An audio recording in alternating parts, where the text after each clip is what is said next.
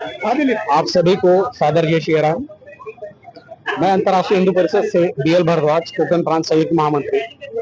जिस तरह से हमारे हिंदू हृदय सम्राट डॉक्टर प्रवीण भाई तोगड़िया जी का पहले से ही कड़ा प्रतिकार है, अगर कोई भी अगर मंदिर अगर ध्वस्त अगर होता है या तोड़ा जाता है, उसमें सबसे पहली प्रक्रिया अगर किसी की आती है तो अपने हिंदू हृदय सम्राट डॉक्टर प्रवीण भाई तोगड़िया की आती है। इसी तरह से जिधर हम रहते हैं, हमारे घर के बाजू में ही 130 साल पुराना मंदिर तोड़ा गया, जो काफी दुखद की बात है और हम सभी के लिए शर्म की बात है कि हम सभी इधर सनातनी, मैं जानता हूं कि ठाकुर कॉम्प्लेक्स में विधर्मी की संख्या बहुत कम है और सनातनियों की ज्यादा है, फिर भी हम सभी के बीच में हमारे नाक के नीचे हमारे भोलेनाथ के मंदिर तोड़ा गया और हम चुपचाप हाथ पे हाथ रखे रहे।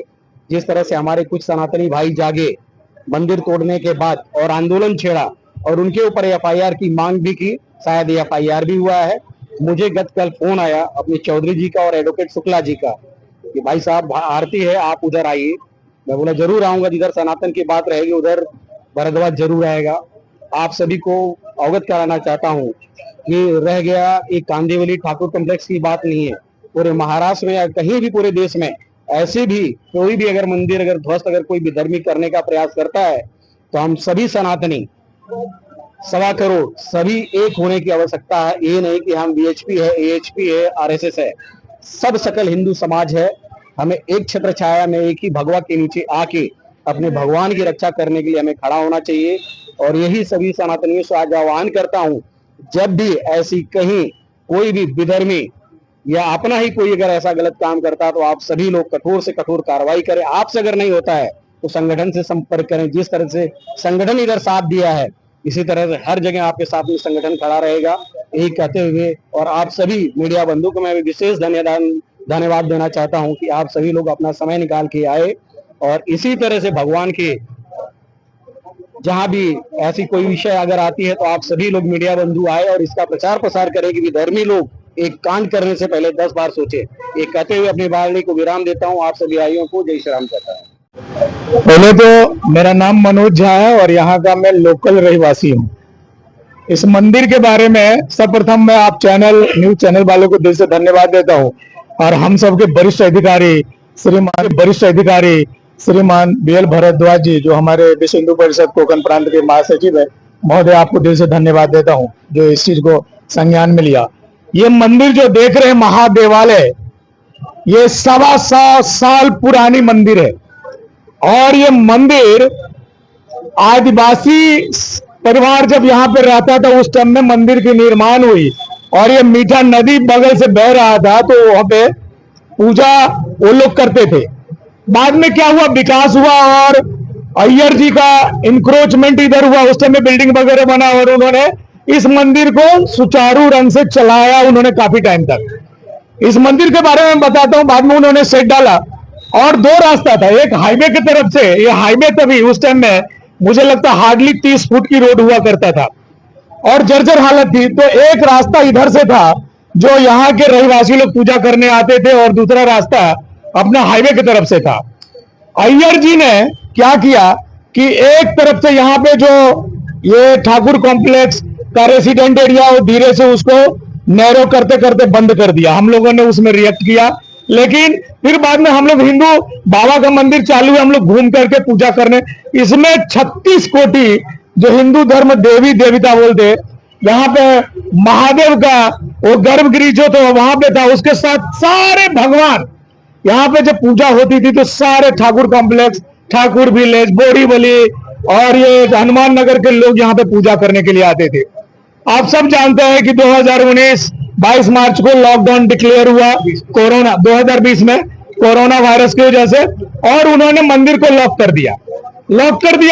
तो फिर हम लोगों ने बोला कि चलो अभी क्राउड नहीं बढ़ाना है तो चलेगा, और फिर 3 साल निकल गया और अय्यर साहब ने उसको कैप्चर कर लिया पर्सनल प्रॉपर्टी बना करके। उसके बाद 13 जनवरी 2023 को हम लोगों ने सब मिल करके, मैं था, दिलीप भाई, धीरज, सुबोध, अपना कपिल और सब लोग मिलकर के यहाँ पे आंदोलन किए। हम लोगों को पुलिस भी पकड़ के ले गया समता नगर पुलिस चौकी में। हम लोगों ने संकल्प लिया और उसके बाद आलोक चौधरी का थोड़ा इंटरफेयर किया। उन्होंने अय्यर परिवार जी से 2 बरस तक लगातार और निवेदन करते रहे। उससे पहले मैंने कई बार उनको फोन किया था, लेकिन कोई सुनवाई। मामला जो चल रहा है, हाँ जी, अभी कहाँ तक पहुंचा हुआ है, और हमारे जो भारद्वाज जी आए हुए हैं और भी जो हिंदू समाज के लोग जुड़ रहे हैं, और आगे क्या करने के चांसेस है वो?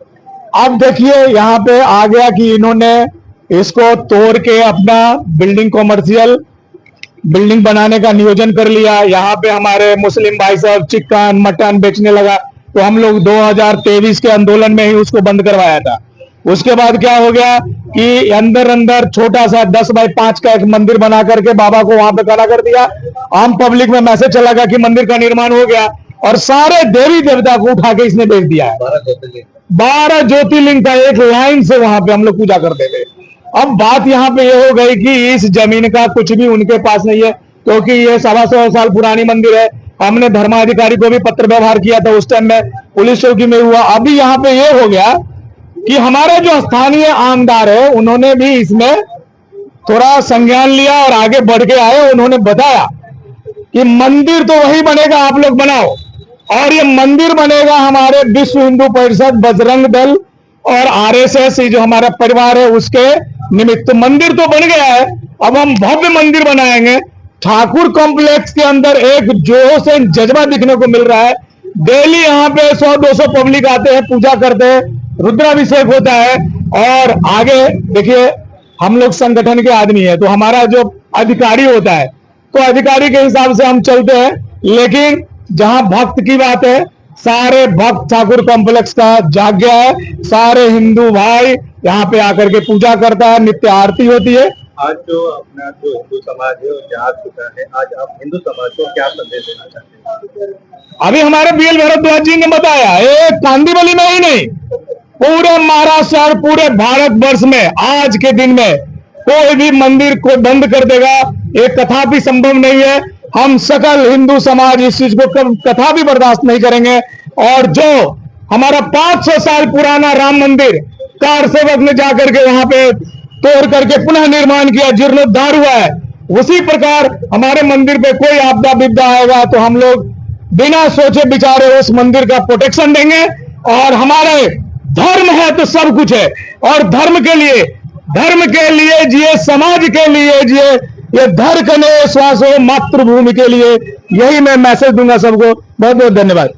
और आप यहाँ के स्थानिक रहवासी हैं, और किन किन परिस्थितियों में ये निर्माण कार्य आरंभ हो रहा है? मेरा नाम एडवोकेट शिवमंगल पांडे है। मैं हिंदुस्तान सेवा संस्था एनजीओ का संस्थापक और अध्यक्ष हूँ। मैं यहाँ का रहवासी भी हूँ, पोईसर बगल में ही पड़ता है, मैं वहीं का रहवासी हूँ। हमें जब पता चला कि ये मंदिर तोड़ा गया, ये मंदिर 100 वर्षों पुराना है।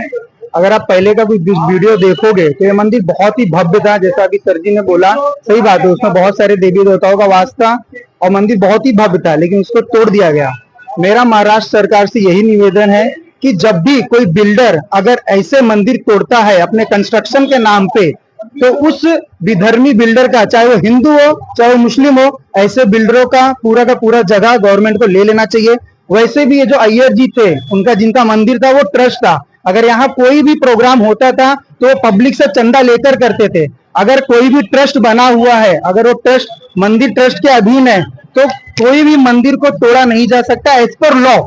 अगर आपको तोड़ना भी है तो आपको चैरिटी कमिश्नर से परमिशन ही लेना है। वैसा कोई भी परमिशन इस बिल्डर ने लिया नहीं था। ये हिंदुओं का विरोधी है। मैं यही कहना चाहता हूँ महाराष्ट्र सरकार को कि कोई भी बिल्डर फ्यूचर में अगर ऐसा गलती करता है तो उसके जमीन को सरकार को ही लेना चाहिए, तभी ऐसे विधर्मी लोग रुकेंगे।